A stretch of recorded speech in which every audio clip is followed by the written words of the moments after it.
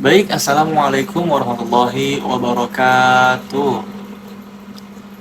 Nah, bagaimana kabar kalian hari ini? Baik semua, sehat? Alhamdulillah sehat Pak. Alhamdulillah, kalau kalian sehat, tentu juga kalian harus semangat ya.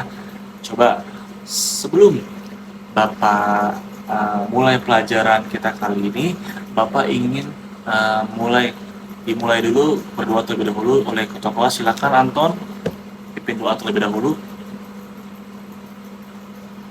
Baik, karena doa sudah dilaksanakan, maka Bapak akan bertanya, dari 25 siswa yang ada di kelas ini, apakah ada yang tidak hadir? Karena Bapak akan mengabsen hadir Hadir semua Pak, hadir semua. hadir semua. Oke, Bapak akan catat ya kalau kalian hadir semua. Alhamdulillah, kalau hadir semua berarti kalian semangat mengikuti pelajaran Bapak. Oke, kalau kalian semangat, tentu kalian harus tahu. Pada hari ini kita belajar apa? Pelajaran apa? PAI Pak. Pendidikan agama Islam. Minggu lalu kita sudah membahas rukun iman yang keempat. Rukun iman yang ke berapa? Yang ketiga. Apa iman ketiga? Betul, iman kepada kitab-kitab Allah. Nah, sekarang kita lanjut pembahasan kita, yaitu membahas rukun iman yang keempat. Pak, apa rukun iman keempat? Nah, ini kita bahas. Rukun iman yang keempat adalah beriman kepada Nabi dan Rasul. Rasanya kalau kita cuma sekedar percaya dan tahu itu kurang. Tentu kita harus mempelajari, juga harus tahu lebih dalam lagi apa makna dari Nabi, apa makna dari Rasul.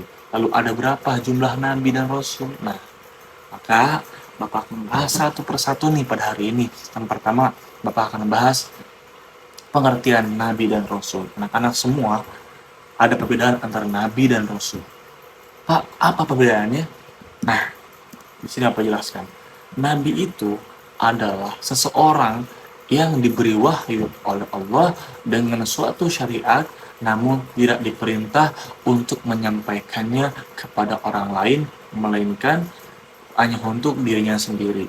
Sedangkan Rasul itu adalah seseorang yang diberi wahyu oleh Allah Subhanahu wa taala berupa syariat, dan ia diperintahkan untuk mengamalkan serta juga menyampaikannya kepada orang lain, sehingga Rasul itu nanti akan mendapatkan istilahnya itu umat atau pengikut.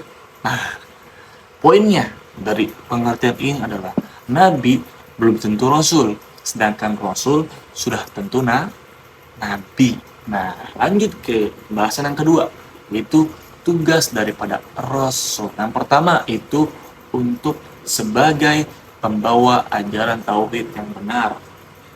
Tadi kita sudah lihat bahwa Rasul itu diberikan wahyu berupa syariat untuk disampaikan kepada orang lain. Nah, salah satunya adalah menyampaikan tauhid, yaitu menjelaskan kepada orang-orang bahwa ada loh Tuhan yang patut disembah, ada loh ajaran yang patut diikuti, yaitu Allah Subhanahu wa taala. Nah, itu tugas para rasul, anak-anak semua. Nabi tidak seperti itu. Nabi menerima wahyu hanya untuk diri sendiri, sedangkan Rasul itu menyampaikan, salah satunya adalah menyampaikan tauhid atau ajaran tauhid yang benar. Itu salah satunya mengesahkan Allah. Yang kedua tugasnya adalah sebagai pembawa kabar gembira bagi hamba yang taat mendapat balasan surga. Yang ketiga, membawa sebagai memberi peringatan bahwa manusia yang ingkar, yang berbuat kejahatan, berbuat maksiat dan lain sebagainya itu akan mendapatkan balasan neraka. Nauzubillahi min dzalik. Nah, itu adalah tugas-tugas para rasul. Lanjut. Yang ketiga, itu ada jumlah nabi dan rasul. Mungkin dari kalian yang pesantren mungkin sudah tahu, tapi Bapak tahu di sini bukan cuma hanya satu orang, bukan semuanya yang bukan semuanya pesantren. Makanya Bapak kasih tahu bahwa jumlah nabi sebagai berdasarkan beberapa riwayat menjelaskan bahwa Nabi itu jumlahnya ada 120.000. Nabi doang nih, nabinya doang itu ada 120.000. Sedangkan Rasul itu ada 300. Nah, digabung jadi berapa tuh? Nah, tapi menurut Syekhul Islam Ibnu Taimiyah rahimahullah, beliau menegaskan bahwa sebenarnya tuh nggak ada yang tahu pasti bagaimana ada berapa jumlah nabi dan rasul. dan yang tahu hanya Allah Subhanahu wa Ta'ala. Yang jelas dari banyaknya nabi dan rasul tersebut, kita sebagai umat Islam harus meyakini hanya ada 25 nabi. Apa saja? Nah, Bapak akan sebutkan di sini.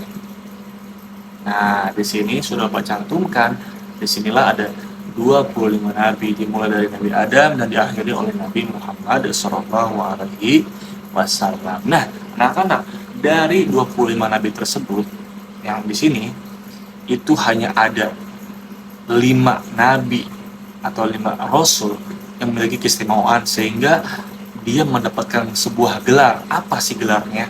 Nah, gelar di sini adalah Rasul Ulul Azmi.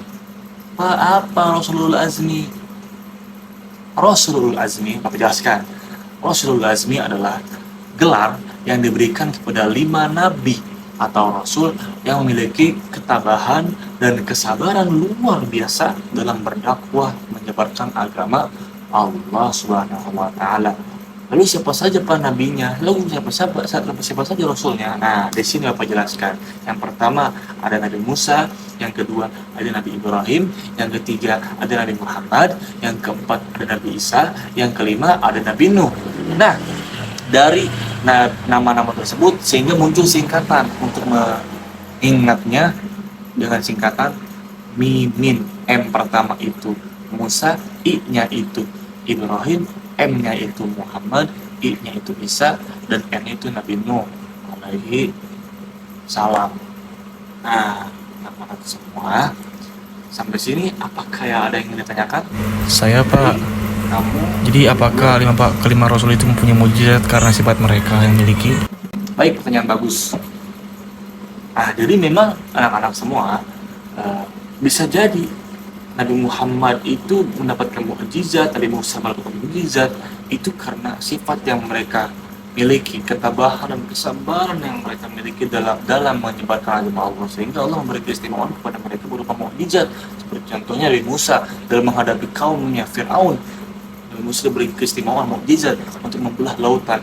Itu untuk apa tujuannya? Untuk menunjukkan bahwa itulah keesaan Allah, itulah kuasa Allah itu. Ya, paham nggak sih? Bisa jadi ya, mungkin. Yang lain apa yang mau tanya? Cukup? Oke, kalau cukup, Bapak akan membahas lagi. Tadi kita sudah membahas apa saja. Yang pertama, satu, pengertian Nabi dan Rasul. Yang kedua, tugas para Rasul. Yang ketiga, jumlah Nabi dan Rasul.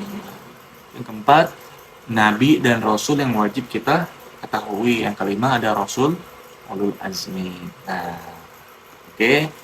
Sebelum Bapak akhiri, Bapak ingin beri kalian tugas di rumah. Tugasnya adalah kalian hafalkan 25 nabi, lalu nanti kalian setorkan di pertemuan minggu depan satu persatu. Oke? Hafalkan semua di rumah ya. Oke. Sebelah sini Bapak tanyakan lagi. Bapak bertanya, apakah ada yang ingin tanyakan atau cukup? Cukup Pak. Oke. Jika cukup, Bapak akhiri kelas kita pada kali ini. Bapak berharap semoga pembelajaran kita kali ini dapat bermanfaat dan semoga dapat meningkatkan keimanan kalian terhadap adanya Rasul dan Nabi. Bapak akan akhiri dengan membaca hamdalah, alhamdulillahirabbil alamin. Kurang lebihnya mohon maaf. Wassalamualaikum warahmatullahi wabarakatuh. Silakan dipimpin doa.